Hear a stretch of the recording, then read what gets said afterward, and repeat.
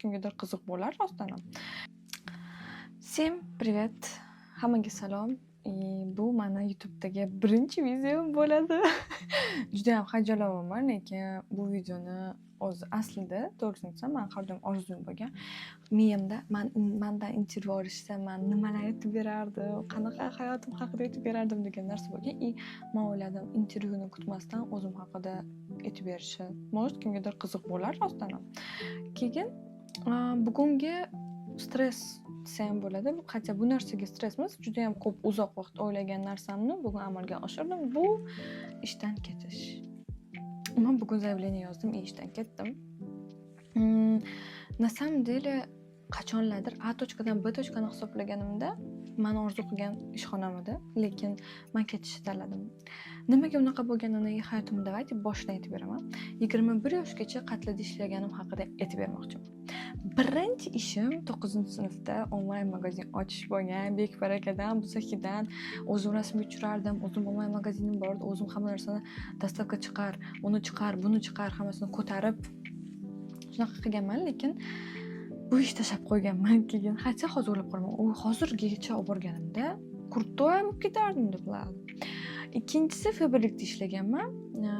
U yerda уже duxiylar, uходовый kosmetikalar endi o'zimga qara boshlagan paytim bo'lgan, chunki men kichkinaligimda juda ham patsanka bo'lganman. Juda ham patsanka, o'zimga qaramaydigan qiz edim.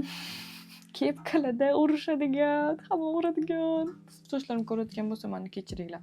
To'g'risi, hozir g'alati bo'ladi, no, shunaqa edim. Uchinchi ishim bu rassomchilik, rasm chizib sotardim. Keyingi ishim bu devorlarga rasm chizishga ko'rardim. Devorlarga rasm chizib, keyin eng katta hayotimdagi pуть bo'lgan grafический dizaynga ishga kirganman. Chunki baribir ham o'ylab qarasam, tворческий odamman. Творчество это моё, grafический dizaynda meni 10 ta bolaning ichida men bitta qiz edim. Faqat men ishga kirganman-da. Menimcha bu baribir ham bo'li qizlarning ishi deb hisoblayman. Hatto u payt O'zbekiston 5 yil oldin grafический dizayn umuman yo'q edi. Dalshi meni ishga kirganman. 4 yil farm kompaniyada ishlaganman. Orada maktabda ishlaganman. Ustoz bo'lib birdan 4gacha dars berardim bolachalarga. Keyin digital artni ham o'rganganman. Rasmda chizishni bilardim. Multiyashli videolar qilardim. Shunaqa videolarni qilardim birinchi. Hozir blogimda qo'ymayman, chunki uchmagan. Oldin rosa ko'p qo'yardim. Har kuni chizib, почти multik qilganman. Bir kuni YouTube'ga qo'yarman, balki odamlarga yoqar. Вот. Еще я nimaga bu videoni olish hozir miyamga keldi? Nimaga o'zi bu videoni olaman degan narsa. Bugun hayotimni boshqatdan yozib chiqdim-da, o'zim nima qilganim haqida. O'zi aslida kontent uchun yozaman deganim, lekin men o'zi shuncha narsa qilganimni juda ham orqaga qarasam, ko'p narsa qilganimni esimdan chiqargan ekanman-da. O'zimni juda ham ko'p обесценить qilardim. Вот, ichimda-da, chmoshnica, haligacha nimalarga erishmading, haligacha bitta ishni eplamading debdi. Lekin aslida shuncha mehnatimni ko'rmay qolgan ekanman. O'zimning agentstvom bo'lgan, lekin men faqat bitta kompaniyalar bilan ishlaganman. Dars ishlashga to'g'risini aytsam, duxim etmagan, hatto sharoitim bor edi. O'shanda balki ketmaslik kerak edi deb o'ylayman, lekin bu hozirgi mishleniyam bilan, hozirgi duxim bilan aytayotgan narsam. Dalshi men Rozmetovga ishga kirdim. Bu meni orzuyim edi. Qaysidir kompaniyadagi grafический dizayn bo'lish, stabilность juda ham katta orzuyim bo'lgan. Lekin bundan ketishimga to'g'ri keldi.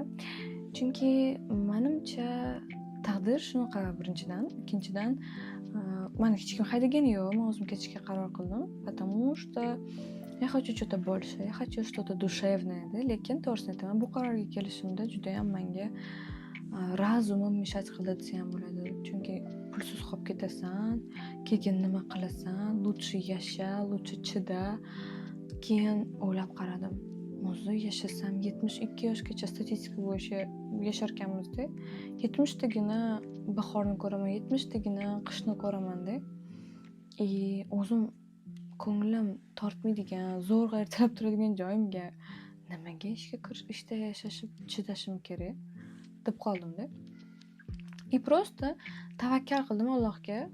конечно же, bu qiyin, judayam. Просто так ishonish hozir любой agar 18 yoshimda o'zimga qarab turib jinnimisan derdim-da. Chunki men judayam karyeristka edim. Judayam karyera qilishim kerak, uy olishim kerak, joy olishim kerak.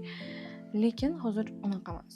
Nega desanglar savol beraman. Agar hozirgi Madina bilan 18 yoshimdagi Madina gaplashganida sen jinni bo'lib qolibsan deb birga o'tirmasdim ham. Chunki hozirgi mishleniyam ayol kishi ishlashi kerak, lekin o'zini prям hobbidek qilib ishlash kerak. Lekin men ishlashim kerak deb выживать qilish kerak emas deb o'ylayman. To'g'ri, grafik dizaynga juda ham ko'p благодарныйman. Balki hozir menda tворческий krizisdir. Balki o'zimni hayotiy nimadirlarimdan kelib chiqib depressiyadir. Lekin men o'ylayman yaxshiligiga, bu nimadir putni ko'rsatishiga juda ham katta ishonaman. Avvalambor Allohga ishonib ko'rishga harakat qilaman, chunki men hech qachon sezdim, har doim напряженияda yashayman. Har doim nimadir kutib, nimadir bo'ladi, hozir nimadir bo'ladi. Butun umr men безопасностimni qidirib yashayman-da, har doim. Nimaga men ishlayman deb o'zimga savol berdim. Psixologga bordim aytgancha, shu seans bo'yicha. Hatto aytib beraman degandim, bu narsani aytib bera olmagandim. Nasib qilibdi YouTube'da aytib berish. Men psixologga bordim, o'zimni titkilashni boshladim. O'shanda nimaga men har doim ishlayman deb savol berdim birinchi marta o'zimga shu yoshimda. Psixologim aytdi, senga har doim безопасность his qilishing kerak. Har doim, что sani puling bor, и sen любой момент можешь себя спасти debdi. И это называется постоянным выживанием. Men aytaman, nimaga men har doim выживать qilishim kerak? И o'zimga, хотя bu men uchun juda o'lgudek qo'rqinchli narsa. Men pulsiz o'tirsam yoki kartamda pulim bo'lmasa, men uchun bu сравнение смертью desa ham bo'ladi. Lekin men shu narsani qilib ko'rmoqchiman. Birinchidan xato qilishni qilib ko'rmoqchiman. Ikkinchidan tavakkal qilishni o'rganmoqchiman. Безусловно, tavakkal bo'ladi-ku. Alloh bor degan, yonimda bor Alloh. Nimaga men har doim bunaqa тревожиться qilaman debdi. Ko'p o'zi oldin ham eshitganman bu narsalarni, lekin endi anglash keldi. Masalan, chumchuqni ham rizqi qayerdandir keladi degan narsalar bor. Shu narsalarni endi juda tushunib вникать qilaman-da. Menimcha endi katta bo'ldim shekilli. И просто menimcha o'zimga calm down degan joyga keldi. Why not dedim o'zimga o'zim. Why not? Просто успокоиться можно же, debdi. И решила себе дать отдых. Надеюсь, zerikib qolmadinglar. И parcha meni мысlimni eshitganinglardan xursandman. Hayotinglardagi 8 minutni olganim uchun meni kechiringlar. Всем любви, всем добра, всем блага, всех целую, всех обнимаю.